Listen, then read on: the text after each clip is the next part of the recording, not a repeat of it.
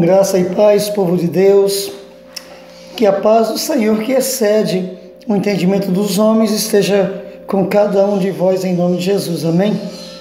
Esse pequeno vídeo aqui é para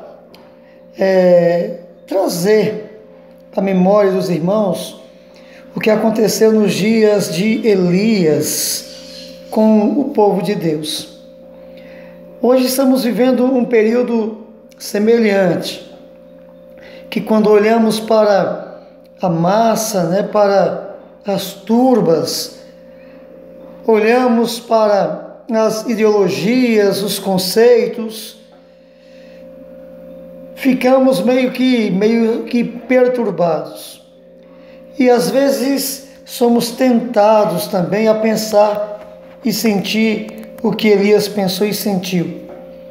Lembrando que Elias, no finalzinho do seu ministério, ele enfrentou uma situação terrível contra um governo corrupto, que foi o de Acabe e de Jezabel, contra os erros doutrinários, contra os falsos profetas ali no Carmelo. Foi terrível. Ele fez a vontade de Deus, ele, um grande homem de Deus, foi muito abençoado, ele foi arrebatado, ele foi tirado pela forte mão de Deus, em uma visão tremenda, que o próprio profeta Eliseu, seu sucessor, deu como testemunho. Então, naqueles dias, Elias, olhando para tudo que estava acontecendo, ele orou a Deus e disse: Senhor, eu fiz tudo que o Senhor nos ordenou, e o que eu tenho visto aí é que o povo apostatou da fé. O povo diz que cultua o Senhor, o povo vai aos sábados nas sinagogas, aí o povo levanta altares e servem a Baal e perseguem os profetas e mataram todos, só sobrou eu. Mas o Senhor disse a Elias: não é assim. Volta pelo mesmo caminho. Elias ouviu de Deus que havia mais 7.000 joelhos que não se dobraram a Baal. Havia mais homens de Deus, profetas de Deus ali naquele lugar, um povo de Deus. Só que eles estavam corrompidos e foram levados ao engano pelo governo, pelos falsos profetas, como também nós temos visto nos nossos dias.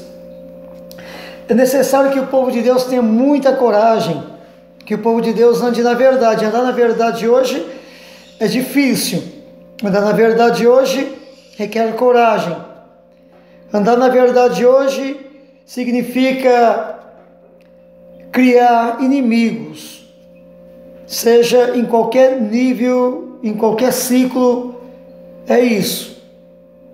Paulo, ele foi perseguido porque ele aceitou a verdade. O próprio Sinédrio que que usava contra a igreja, depois da sua conversão, perseguiu o apóstolo por muitos lugares, onde ele ia, havia perseguição. Ele acabou sendo decapitado. Jesus, por causa da verdade, ele foi crucificado. Pedro, por causa da verdade, foi crucificado. João, por causa da verdade, segundo a tradição, foi posto num tacho de óleo fervente. Como Deus deu livramento, depois ele foi enviado e retido como prisioneiro na ilha de Patmos. E ali ele ficou durante muitos anos por causa da palavra de Deus. Ele testifica em Apocalipse capítulo 1 sobre isso, que ele foi preso por causa da palavra. Todos os que aceitaram a verdade foram perseguidos por causa da verdade. Jesus já havia dito que o mundo iria nos odiar, porque antes o odiou a ele, não recebeu do Espírito dele, e nem o pode, porque é aversão, eles têm aversão da verdade, muitos. Então é isso, igreja. Precisamos ser corajosos nesse momento. Jesus está para voltar. nós estamos vendo o que está acontecendo no meio do governo, da política, não temos em quem confiar, eles tramam contra os simples, os pobres. Estamos vendo o que está acontecendo na mídia, corrupção sobre corrupção, apologia à mentira, ao sexo, ao tráfico. Estamos vendo aí essa questão de baleia azul, baleia isso, baleia aquilo, pessoas direcionando vidas com problema para a morte. A igreja precisa se levantar, pregar a verdade, não temer nada. Jesus é o Senhor da vida, Ele morreu e ressuscitou. Assim também a palavra de Deus em 1 Tessalonicenses 4 diz que todos os que partirem em Cristo vão ressuscitar também. É importante crermos nisso porque é a verdade. Feliz é aquele que partir no Senhor, que descansa nessa vida do Senhor. Então não tenha medo. Amém? Pregue a verdade, insista. Estamos vendo aí tantas religiões, e cresce, e nunca houve um povo tão depravado. As pessoas religiosas se apegam às suas idolatrias, e quando eu digo de idolatrias, eu não digo só daquelas que cultuam ídolos feitos de pedra, de madeira, de bronze, de gesso, de plástico, de ouro, de prata, não. Aqueles também que têm seus ídolos no coração. Nunca viu a igreja evangélica, acha que não é idólatra, mas a igreja evangélica também tem levantado os seus ídolos, tem feito de cantores seus ídolos, de profetas seus ídolos. Tem acontecido isso, e tem resistido muito à verdade do Evangelho de Deus. As igrejas, elas têm rejeitado profundamente o Evangelho de Cristo. Saíram da simplicidade. Hoje as igrejas se transformaram em palcos, em teatros, em meios de ganhos, em empresas, que abandonou a simplicidade do Evangelho de nosso Senhor Jesus Cristo. E por isso se vê hoje também o que aconteceu nos dias de Samuel. 1 Samuel diz que naqueles dias as manifestações de Deus eram raras, não acontecia, porque o povo estava longe de Deus. Existia um sacerdócio?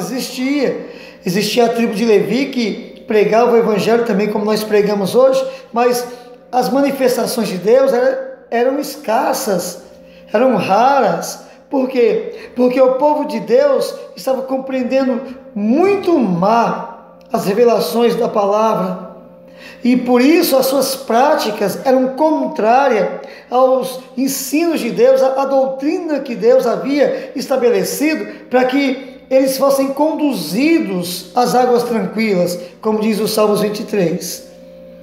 Então as promessas de Deus estavam indo para um lado e o povo para o outro. Por quê? Porque o povo estava compreendendo a palavra segundo o desejo do seu coração e não segundo a necessidade da santificação.